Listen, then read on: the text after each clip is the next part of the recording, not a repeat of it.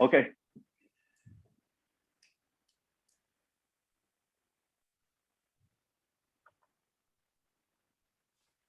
Oh, like there are attendees like joining in.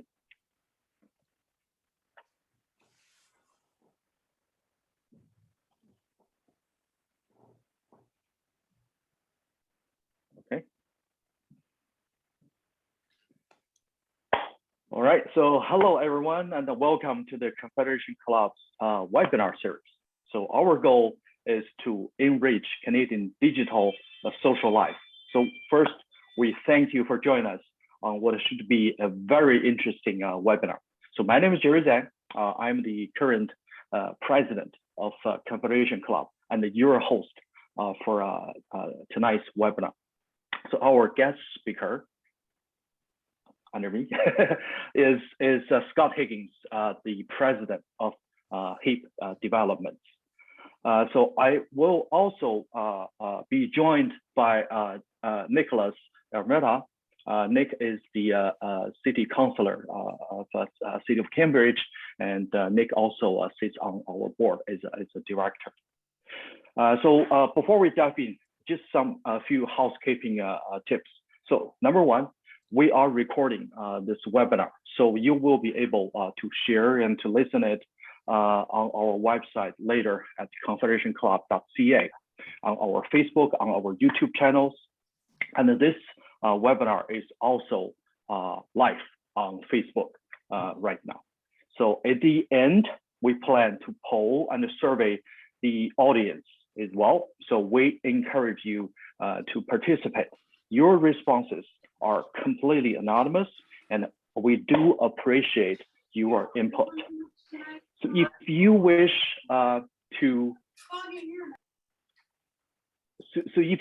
to submit a question, pop it into the Q&A question box, and Nick, our speakers committee moderator, will be monitoring your questions. So we will attempt to get all of your questions as time allowed. So please ensure that your questions are appropriate. So just very briefly, background. Talk about background on our organization. So Confederation Club of Waterloo was founded in 1976. So as you can see, Joe Clark was the first speaker, about a month right before he became the Conservative Party leader.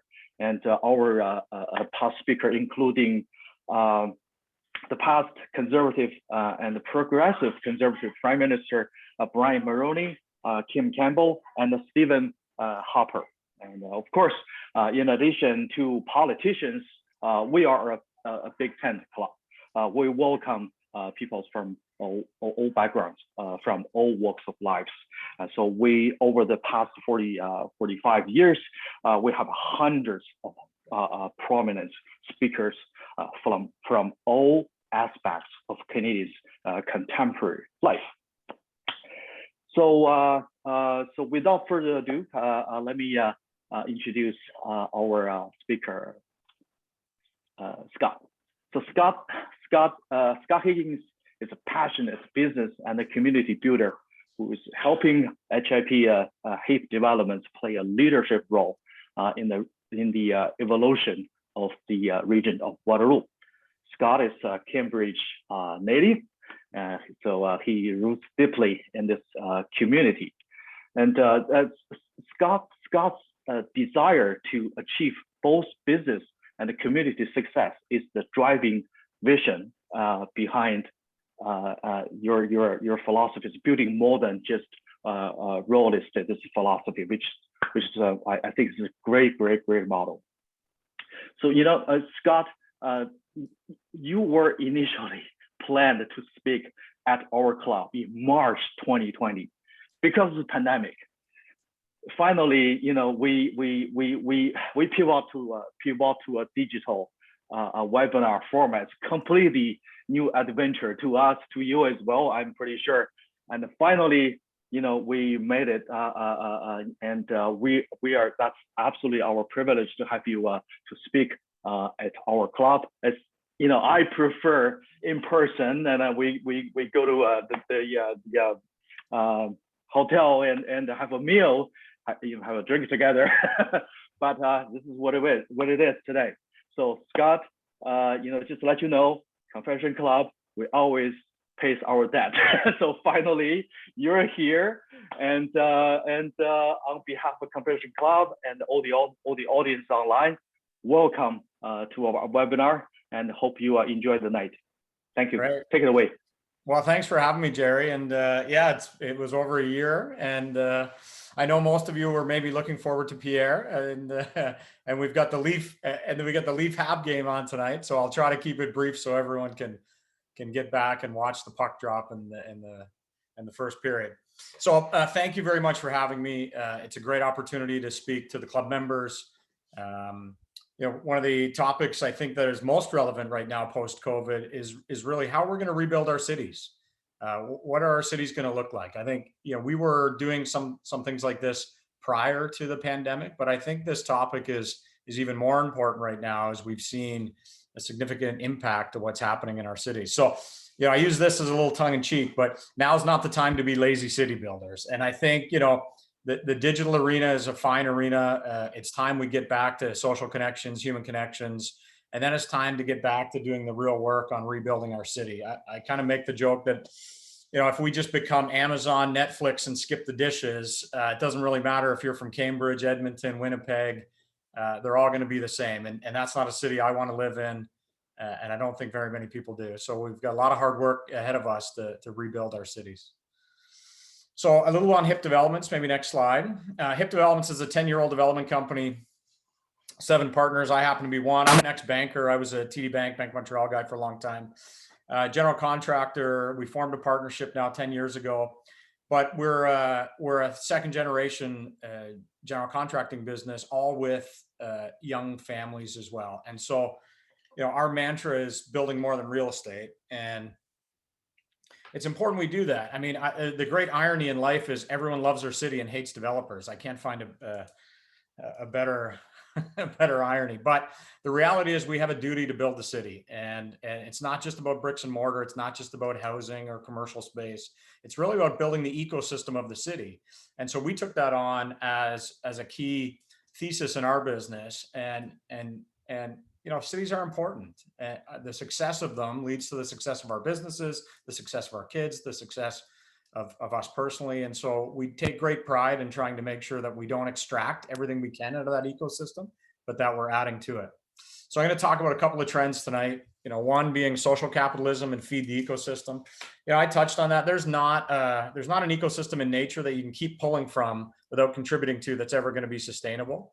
And I think the real estate development community really needs to understand that. It's not just seeing economic opportunity to build homes. You have to be prepared to engage in the fundamental things that build a city. Some of those are urban placemaking strategies, public squares. Some of those are feeding social ecosystems within the city. You don't just have the opportunity to view it purely as a housing product, because Nicholas will attest to this. Cities are tapped. There's not more tax dollars to go around. Budgets are constrained, and so it's going to be up to the private sector to really start to do those types of things. The other one I like to say is bring your own city. So everyone knows, we used to have IT that came from corporate, right? We worked in an office. When phones first came out, the corporate community would give you a phone, you take it home, maybe you had a laptop. You started to be able to bring your own device. You started to be able to pick where you want to work, but you were still reasonably close to your main office core. I mean, COVID has accelerated remote learning, remote work, and really a younger generation now wants to be more mobile. So I think we're going to go into a bring your own city approach. And really what that is the workforce is going to be more transient than ever, even if it's 10 or 15% of the workforce working remotely or partially remotely. So we have to start competing as a city as to why you want to live here. It's no longer okay to say we've got good road infrastructure, we've got low property taxes. These things are table stakes. The corporations are going to start to follow where the talent wants to live. The talent's going to want to live where they feel engaged with the city. Just back one, sorry, Jerry. So I think we've got to really start to look at economic development now in a different light. The conventional infrastructure is not going to work. We have to make our cities more fun, more joyful, these types of things. So I say play, live, work. We often in planning, they say live, work, play. So we invested in live, we invested in work, and then we didn't have any money left to invest in play. I think we have to make our cities more fun, more joyful. We have to focus on urban placemaking. We have to create the stimulus that creative people want. And if we do that, they're going to want to live in our city. If they do that, businesses are going to want to locate into our city. We have a successful ecosystem. It grows and we're successful. So joy to me is an economic development strategy. It's not frivolous. It's a key ingredient to who we are as human beings. And cities, economic development departments, large corporations, even small corporations like our business need to start focusing on how do we create more joy in the city. If we do that as an economic driver, we'll attract talent. When we attract talent, we attract business, and it'll be great for our city's growth. And then we have to start to deepen that. I'll touch on this later, but our children are our greatest resource, and we do a lot of youth engagement, youth focus, and I'm going to touch on a couple of the strategies we have there, but really we have to deepen the culture of joy. So how do we do this? And I'm going to talk about a few experiments. I like to say experimentation is key. We have to be prepared to take risks personally, take risks corporately, take risks politically. This stuff's not easy, but if we just let the democratic process handle things, I mean, Nicholas, how hard is it to get things done around a council table? It's pretty hard. And so at the end of the day, we usually find compromise. Compromise usually de-risks the situation. When we do that, we don't experiment. When we don't experiment, then innovation doesn't happen. So we have to start adopting greater risk and greater experimentation. So what I'm here to talk a little bit about, if we go to the next slide, is why, first of all, why regional identity matters. So when we started looking about these things in our business, for those of you that are from Waterloo region, I think you'll get a grip of this. We don't really have good regional identity. We don't really have good regional branding, right? We're Canada's technology triangle. Yeah, that's not that great. We're Silicon Valley of the North. Well, that's pretty lazy. We borrowed somebody else's brand. We're fractured brands like Make It Kitchener, Uptown Waterloo, Hespeler, Galt, Preston. These aren't big enough to translate to sufficiently tell the world who you are and what you do. And the interesting part is, the regional identity sets the culture of an area. People start to do, act, make decisions based on really how the stories that you tell about yourself. So we came back and said, I think we need to look at a broader strategy for regional economic development. I think we need a better regional identity. I think it can't be narrow in tech. I think it can't be come to the University of Waterloo and we hope you stick around. That's pretty shallow. So we started to go back and really look at the creative and inventive lineage of Waterloo region, because if you're going to build a brand is not what you tell the world you are. A brand is what the world perceives you to be. And so we needed to look at how we authentically tell the story of Waterloo region in a new way that could resonate with companies and with people to locate here. And, to me, I like to say, you attract, just back, Jerry, you attract what you celebrate, and what you don't celebrate, you eventually lose. So I'm going to stay on this slide for a little bit, Jerry. But I started to go back and look at the creative and inventive lineage of the region. Like the Russians came, it's hockey night, right? Go Habs. The Russians used to come here to get the best hockey skates in the world. Staying on the hockey theme, in Hespeler, they had the first patent for a two-piece wooden hockey stick, Hespeler hockey sticks. You look at Electrohome making screens for NASA, really developing the television. You look at IMAX coming out of GCI and a theater all over the world. Obviously, we know our textile history, Sorel boots and shoes, lots of that history. We get into BlackBerry. We get into a lot of the technology we're doing now. We've been a region that has constantly punched over its weight with innovation and inventiveness. That's who we are. But, we tell our stories in a weird way. We're barn builders. We're Mennonite and Germanic history. We are, but none of those things package it in a way that we can celebrate it so that my 10-year-old understands the lineage of Waterloo region and wants to feel the obligation to continue that lineage into the future. And so we said, what? We think we need to retool this. What if we audaciously claim that we are the creative capital of Canada? We went down to Austin, Texas pre-COVID, and Austin claimed that they were the live music capital of the world. They had a keep it weird vibe. But Austin was pretty similar to KW 20 years ago, 25 years ago. 800,000 people, 2 universities, you know, good industry, but needed to get to the next level. And they made a very audacious claim, and then they got to work to proving that claim. They had a keep it weird vibe. They embraced the music scene. That music scene led to South by Southwest as a music festival. That music festival developed a culture around policymaking that just embraced being a little bit different, a little bit cool. And from that, Austin became some of the highest net in-migration of talent within the US. From that, tech companies came. From that, South by Southwest morphed into now basically a tech and creative and music festival. But Austin put itself on the map by embracing its cultural lineage, by making an audacious claim, and then getting to work to actually prove that claim out. You know, we see examples of it in like We the North. Everyone gets We the North, right? There's a level of passion and emotion that comes. If we just say we're barn builders, or we're a technology triangle, or we're a tech corridor with Toronto, that's not going to inspire anybody.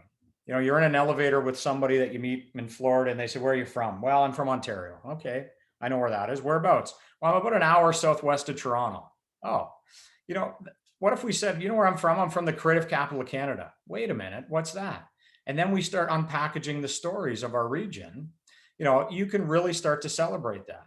And I'm going a bit all over the place, but Waterloo Region, they had a Smart Cities Challenge nationally. Most of you remember that. Waterloo Region focused on youth and applied for that. Weren't successful in their bid, but it galvanized a lot of energy within the community. But one of the things it showed was youth in the community don't find attachment to the community anymore. It's because we got pretty shallow in our strategy to just say, come to the University of Waterloo and stick around. And I don't know too many trees that are successful just by growing up and growing out. They have to grow deep as well. And if we go to the next slide, Jerry, this is what we think we can do to start getting a little deeper and telling our stories to the community. So my background's in competitive hockey. And, you know, I said, okay, so if we're going to build a culture around creativity, innovation, that's an authentic and genuine representation of what Waterloo Region is. We're going to audaciously claim that we're the creative capital of Canada. We're going to dust off our creative stories and tell them in a very interesting way to a new generation, not a historical museum type content, but an Instagram, a repackaged approach to where youth can engage.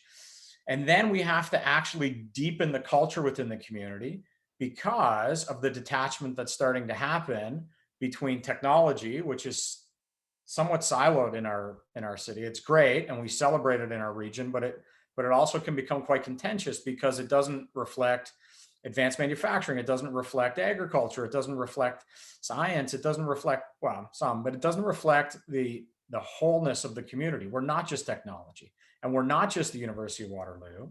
As a quick sidebar there, we created the University of Waterloo. It's an unconventional university founded by the private sector that gave intellectual property rights to its research and professors to own the IP.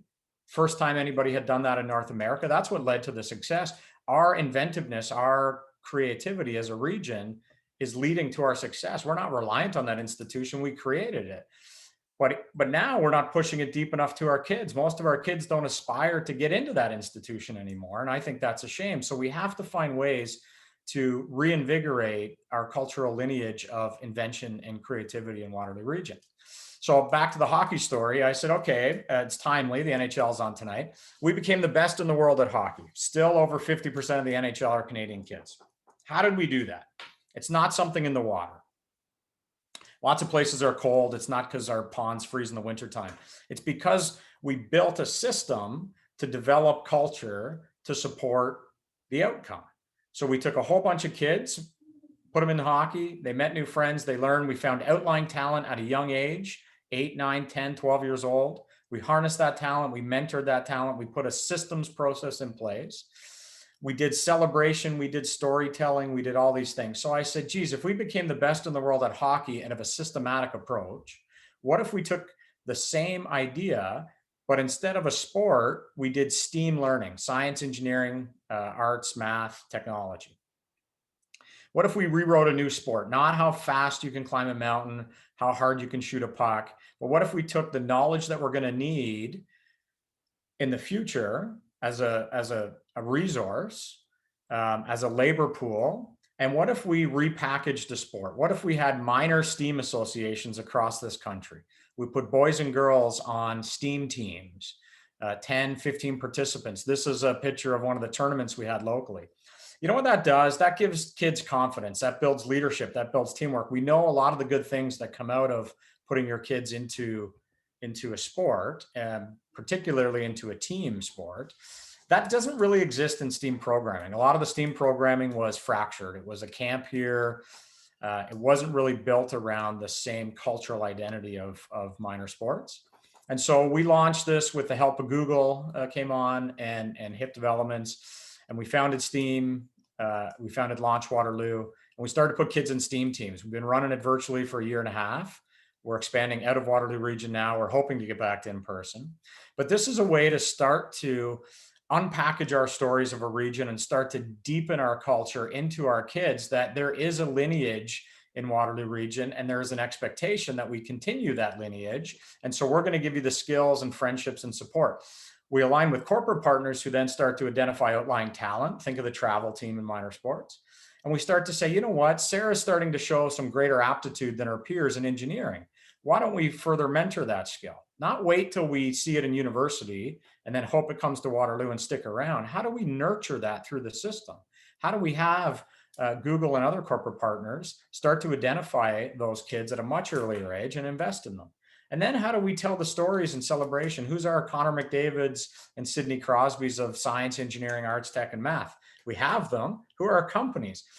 It creates aspiration for the kids, inspiration for the kids, activity for the kids, but it's a way to continue to advance the cultural legacy of Waterloo region.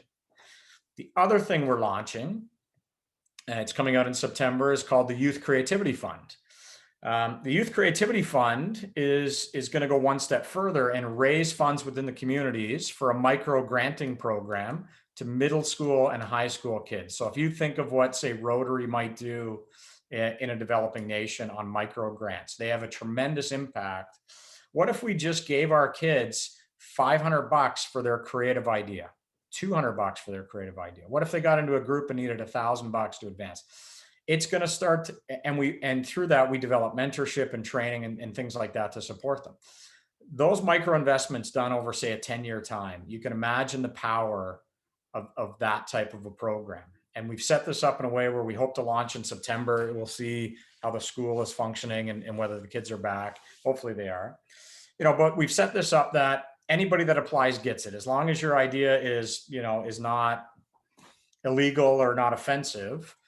You're going to get the money. Nobody's picking winners and losers. What we're trying to build is the creative confidence in the kids to try your ideas, learn that failure is good, learn that that's how innovation works, learn that ideas need to morph over time.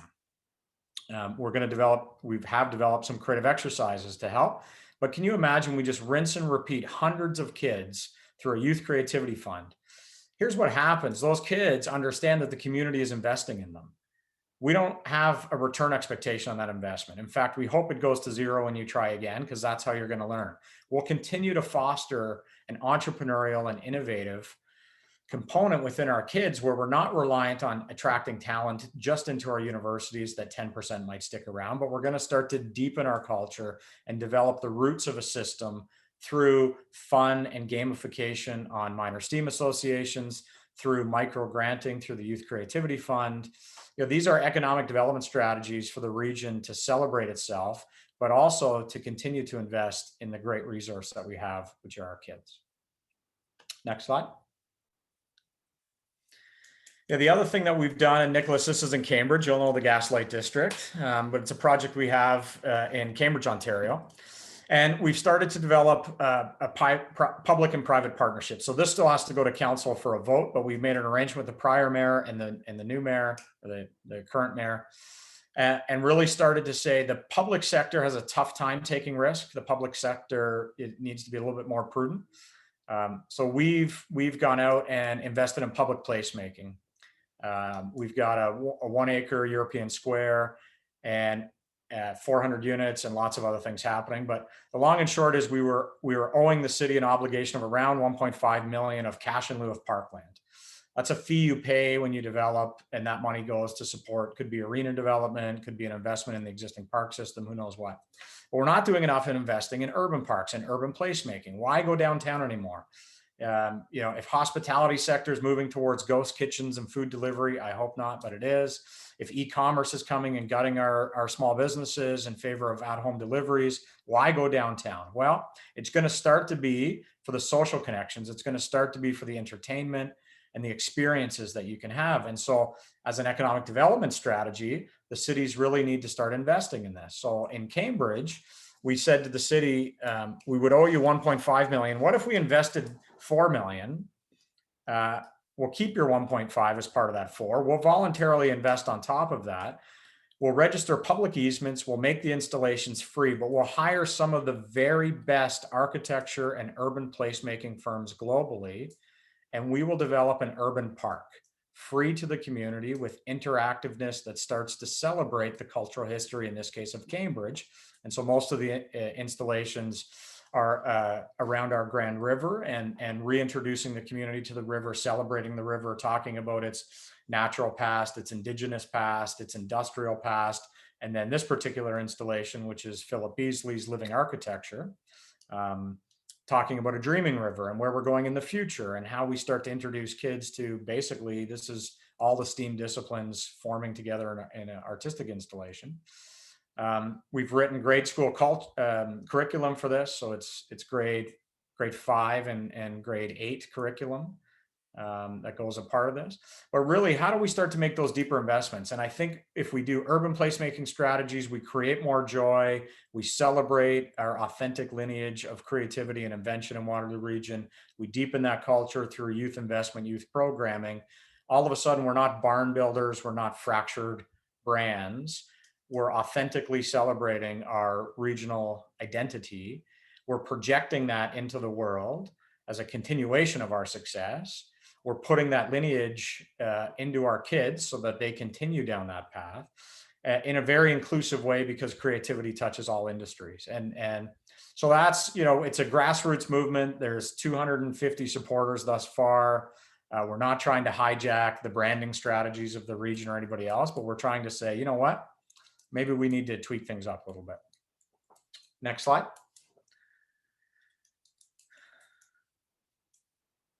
So this is just a bit tongue in cheek. This is an installation we did in one of our projects in Waterloo. It's a 30-foot tall barrel of monkeys that's bronze, so it will be there when I'm long gone. And we didn't ask permission from the city. And it was just an example to say we've gotten too far down the path of, almost too much democracy is bad for democracy, right? So this one, there's no way we would have ever gotten approval to put a 30-foot tall monkey sculpture in Uptown Waterloo. So we didn't ask permission. We just did it. And then we asked forgiveness and they forgave us. And sometimes that's the experimentation and risk that needs to happen in cities, which is why the private sector needs to play a critical role in that, because it's more difficult in the public sector to do that. Here's a bit of tongue in cheek too on every dinner table that exists in Canada right now. And perhaps we need to reconsider the attachment we have to our phones in favor of some human connection. But it's just kind of a little tongue in cheek thing we did to get a slap on the wrist, but ultimately to show people that you don't always have to ask permission. And so last one, before we get to a little Q&A, don't hate me, but knowing the audience, I thought, you know what, if we're talking about branding, we're talking about identity, we're talking about this, I said, let's always end with a creative idea. And, if our first McDonald was part of the Liberal Conservative Party, maybe we ought to talk about centric politics. I saw Mulrooney before and Chrétien to follow. I mean, there was a conservative introducing the GST and a liberal balancing the budget.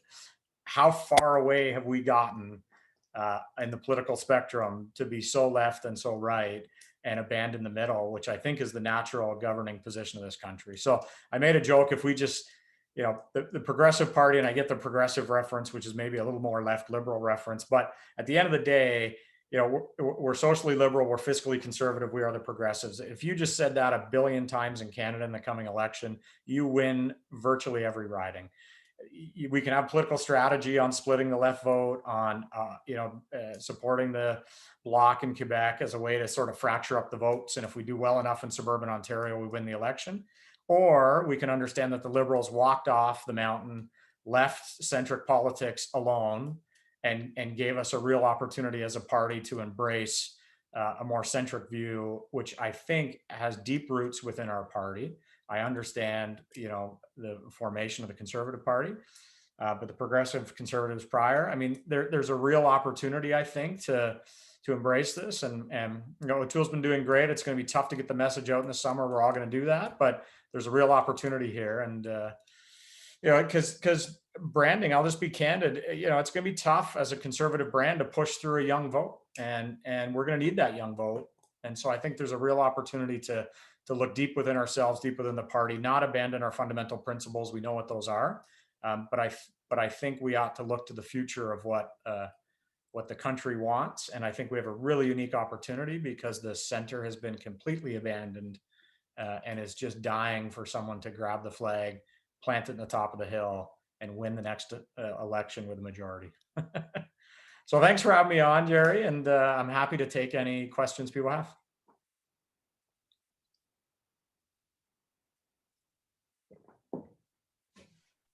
Hey, Scott. Thank you. Thank you for your speech. And I like the color, like half blue, half red. It says all.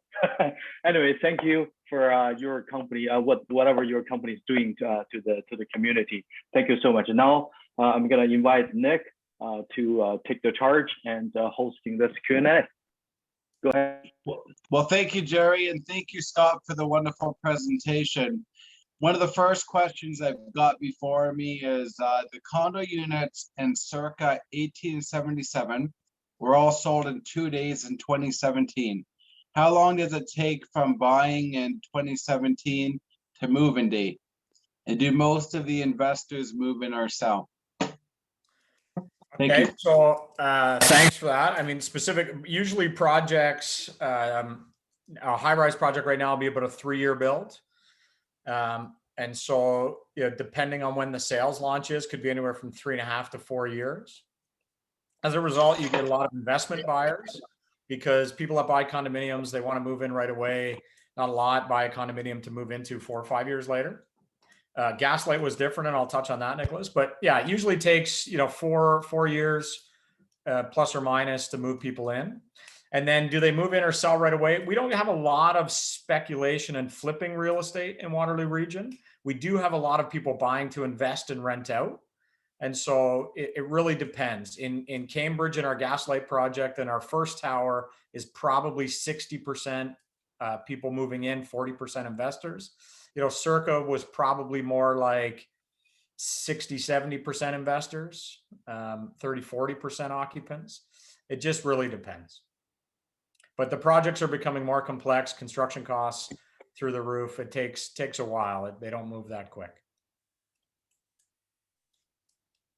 Thank you. And the next question is, looking into the future, what have you and your team implemented into the ideation and planning phases of new build to help Canada move closer towards reaching net zero carbon emissions by 2050? Yeah, really cool question. So we tackled 2 years ago, I said, why don't we become the Tesla of real estate, as a joke? But I said, look, building emissions are 30 to 40%, depending on what market you're in, for carbon emissions. And we talk about vehicles, we talk about industry, we rarely talk about buildings, but they're one of the biggest culprits to carbon emission in building, heating, and cooling. So I said, why can't we build a fully electric high rise? Net zero in subdivisions, put solar panels on the roof, you can get to a net zero component, but it's still subdivisions. And we know that density is going to be what leads us to more sustainable futures in terms of taking up less area in transit. And I said, why can't we build a fully electric high rise? No greenwashing, no bullshit. And so we spent 2 years of engineering, and our Bright building in Kitchener, which launched during COVID, it launched in June, it sold out in 3 weeks, is the first fully electric high rise, I think, in Ontario. But it's really embracing a sustainable future, more investments in building envelope. It doesn't cost more. It's not old baseboard technology. It's air source heat pumps. Every parking stall can be done with an EV vehicle. So we've really looked at how to do we've got technology in the building to show you your daily kilowatt usage, so you can look at what you're doing to conserve energy. As I mentioned, building envelope, you're using less. So yeah, we're going to try to continue to push the full building electrification because we think, well, we know the technology works. And then if carbon emission or carbon pricing comes in aggressively or insulated, if we continue to shift the electricity grid to more clean energy, those buildings are effectively carbon free as long as the power being produced comes from a non-carbon source. And this is kind of a follow-up. You kind of touched on it, I think, with the solar panels. But I'll read the question anyways. With the advent of BIPV, have you researched alternatives to standard glazing? So for example, windows that would generate solar energy. And what are your thoughts on this in terms of economic feasibility, environmental impact, and timeline of implementation? Yeah, we're constantly researching new things, and we're probably more experimental than most developers. So we're watching it. We haven't implemented, other than like conventional PV stuff on the roof, we haven't started to integrate it into glazing or into building exterior cladding or anything like that. I think the technology, though, it's kind of like all technologies, like clean energy now with the investments governments are making every 8 months, 10 months, things are getting cheaper and technology is getting better. And I think we're at that interesting point where over the next 3, 4, 5 years, we're going to start to see a lot more product come out that's widely available, fits within a supply chain, fits within a budget, and is doing what it should. So not quite there yet, but I do see that trend, hitting its tipping point in the next couple of years. Thank you. The next question has to do with intensification.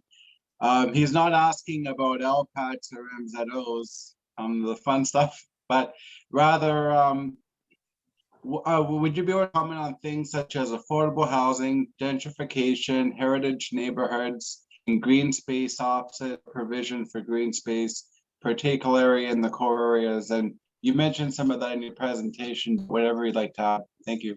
Yeah, so I think like green space and urban parks, it's really talking about how we take public realm within the urban areas and make it better. And there's lots of great examples throughout Europe and other places. The city of Cambridge, as you know, Nicholas, has a $30 million core transformation fund, and it'll eventually develop some ideas. But yeah, I think investments in getting people outside and engaging with their communities are good. The intensification side, my wife's Danish. We spend a lot of time in Copenhagen. If I could build 6, 7 stories everywhere, I'd love it. But the problem in North America is we're small towns. We had one road and we built houses, 1 block back from that road. And so what we get to develop on tends to be underutilized, parking lots and things like that. Unfortunately, then to get any level of density, you got to go high unless everyone wants to move out of their house in a downtown area. So I think we've set up our cities differently than Europe. And as a result, we're going to have to get used to a little more height than maybe we'd all like to. But, we have to be sensitive to neighbor dynamic. The heritage you mentioned, we took a lot of bullets in Cambridge, but that was a heritage project for me. We're making multi-million dollars investments in heritage preservation in the downtown Galt Core. We did the same on a project in Hespeler. Because I think buildings, in Hespeler in particular, that building is the heartbeat of that community. It's like this hardworking building that the river smashes into every day. And that kind of became a cultural identity to the community, or at the time, the building architecture was representative of what the community was. You can't take that stuff down because it's a living heartbeat of what that community is. And Galt is the same to me. And we're going to talk about a heritage district and things like that. We need to preserve our stories. And sometimes those stories are in things we invented. Sometimes our stories are in buildings. Sometimes our stories are just in people. And we need to find spots where strangers can get together and talk and share stories. And our job as developers is try to get to the new and the growth with still respecting the past and finding ways to maintain that balance. Since you went to Ivy Business School in London, how did you meet Philip Beasley, director of the Living Architecture Systems Group at U of W, and become the sponsor of Meander?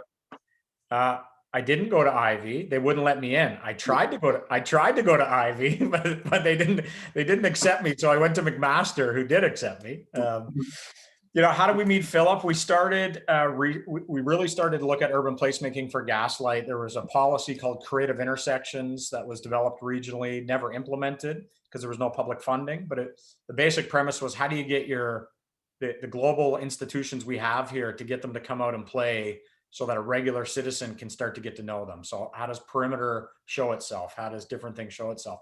One was the School of Architecture. How does it show itself? And so we just approached Philip and learned about his work. At that time, he was doing Nuit Blanc in the city of Toronto. And coincident, in 2 days, the Venice Biennale opens. It was canceled last year, but it opens. Philip's the lead exhibitor. So we have the largest installation of living architecture in the world in Cambridge, Ontario now. When we can all leave our house again, it is open, it is free to the public through, we hope, a private public partnership with the city. Yeah, but these are the things we have to do. And then that all of a sudden that shows, hey, wait a minute, what is this? And then we start talking about the School of Architecture as a pretty significant global institution within our own community that we know very little about. So these are ways to sort of bring, important things into the urban realm, into the public realm. And I'll tell you, Philip's a really, really interesting guy. And we're just so happy to have his piece in Cambridge. I have a question from a young person. I love what has been crucial, and what has been crucial with your process that has gotten you to where you are today? I'm going to say confidence. The Gaslight District to me in Cambridge, when we threw the big party, Nicholas, and you'll remember the first building launch, right? We launched a condo very differently. We threw a $500,000 party. We didn't talk about hardwood floors. We didn't talk about kitchens. We didn't even try to sell any condos. We just said, we're going to show this place is going to stand for confidence and energy in Cambridge again. I felt like Cambridge lost a bit of its confidence. I can say that, I'm from there. And I have a decent pulse in the city. I wanted to reinvigorate its confidence. And so we threw that party. We had no provision if it rained.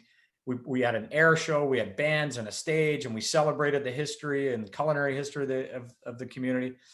But we were confident enough just to go try something very, very different in hopes that it invigorated that energy and that confidence in the community. So if you're young, failure is good, risk is good.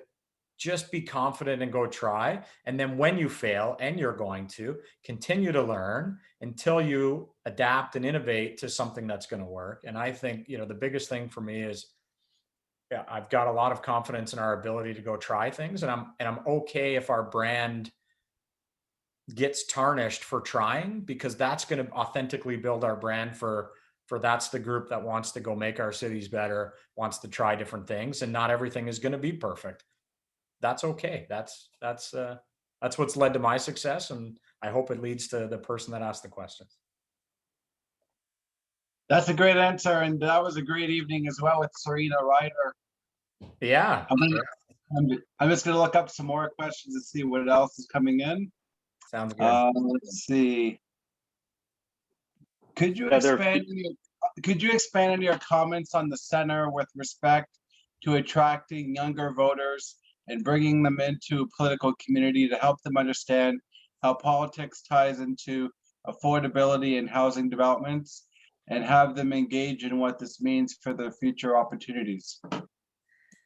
Well, isn't that an interesting quagmire in politics, right? How do you get more young people engaged with real politics and understanding that math is important within the political realm of our country? I think you have to make yourself approachable, more approachable.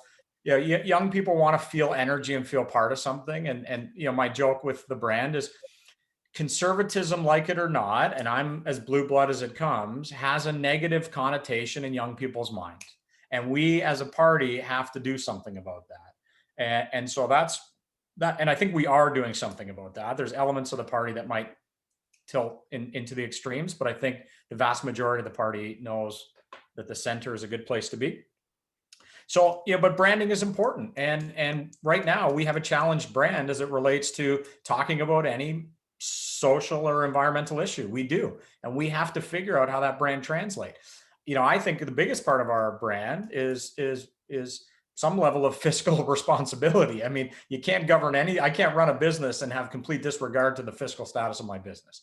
And I think the Conservative Party has always shown itself to be really good stewards of the country.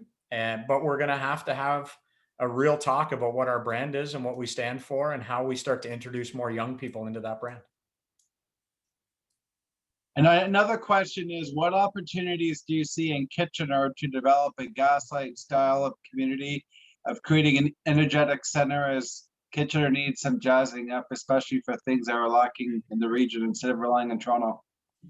You know, the challenge is, Cambridge was really underdeveloped from a density point of view. And Nicholas, you and I have talked about this for a while. There was a lot of growth industrially. There was a lot of growth suburban, but it didn't have a ton of activity in the urban environment. As a result, it still had some big parcels of land that were undeveloped. And Southworks was one of those. Finding that relative scale in Kitchener and Waterloo now is impossible. And so what you're going to have to do is come together as a group of developers and figure out how you cooperate on developing something of greater magnitude. Or you're going to have to strategically partner with the city and talk about how the city does it. But, I'm banging on the drum with the city saying joy is practical. You can invest in joy the same way as you build a road and put a sewer pipe in. It's up to you where you want to allocate capital dollars. Montreal has said, you know what, we'll get to the roads later. We've all been to Montreal. We've seen the conditions of those, but they sure know how to invest in joy because that's a representation of their culture. Here we're a little bit more conservative in our approach to risk, but we're still spending the money. I think we just need to prioritize what we're spending it on. And if we want viable urban area, like it or not, the downtown is your postcard of your city. Whether you go there, whether you engage with it, that is the front door. That is the postcard. That is what people know you as. And I also think it's the greatest spot to meet strangers, which is going to help with, I just think it's going to help with solving some of the inequities that exist across the system. The more strangers you meet, instead of just meeting the same people like you, the better we're all going to be. And the downtown areas are the places to do that. So you still, I'm still they still need to be safe. Okay. We still need to invest in policing and things like that, but we need to make them a lot more fun. And in Kitchener, it's going to be hard. We're going to have to figure out how we combine together and work with the city to do something. And that's very true, Scott. About 90% of the time when we visit another city, it's often in the downtown, isn't it? And I've heard of, people like they make a judgment on the city based on how its downtown looks. That 3/4 of that city looks great and the downtown gives a bad impression, and that's what they think of the city. So, it provides that impression and is the cultural center of the city. So well done. I do want to acknowledge Regional Councillor Helen Jowett, who is here. She represents Cambridge, and she has a question. She says, well done. What do you think we need to do to engage our youth politically by way of running? Well, hey, Helen, how you doing? I think we need to have honest conversations with them. I think, instead of trying to feed them, here's all the ice cream and puppy dogs and rainbows that you can possibly imagine, and don't worry, we're going to implement them all. Young people aren't stupid. Young people are a lot smarter than we give them credit for, and we can have honest conversations with them about the fiscal realities and the steps in the process of doing some of these things. And, I've got 2 young kids, very young, 6 and 10, but I can sit down and talk to them to say, you know what, we'd like to go on vacation every single day, but here's the fiscal reality of that. And they understand. And I just think it's time that we take a political strategy of a lot more honesty, and we are going to shift to sustainable implementations, but we're not going to abandon a carbon industry that our country depends on, areas of our country depend on. Like, people will get it and youth will get it, but you have to get them away from the populist approach. Like I always say, positive populism works too, but they're getting shepherded by quick Instagram sound bites. Like, and I think we just need to open up an honest dialogue with them and talk about how things will transition, and they'll get it. And, but we can't shoehorn ourselves to be, an old or a stodgy or a really, really right-wing party, because we know we're not. we're just not going to let someone spend like a drunken sailor and implement bad policy very, very quickly. I mean, we're going to, and so I think youth understand that, but the more that we fight with ourselves on whether we embrace climate change or whether we don't, whether we do this, whether we don't, these things are a big detraction to the young energy that we need to start to form around our party. And we had that energy in the past, and I think we're going to go get it again. We just have to be prepared to have those honest conversations. Well, thank you, Scott. I see no more questions have come in. I just want to commend you on an excellent job. And I did see some comments in the boxes that a lot of the ones watching were very pleased with what you had to say. And some of them would want you to be their campaign manager. So it was keep up the great work, Scott. It was great seeing you and hearing from you. Well, listen, Jerry and Nicholas, thank you very much for having me on. I'm glad to do it anytime, and keep doing what you're doing on advocacy in the community. And now we can all go back and watch a hockey game. Go Habs. Yeah, thank you. Thank you for being here tonight, Scott. Thank you, everybody online. Yeah, now go watch the game. Go Leafs. See you later. Good night, everyone. Thanks, Nicholas.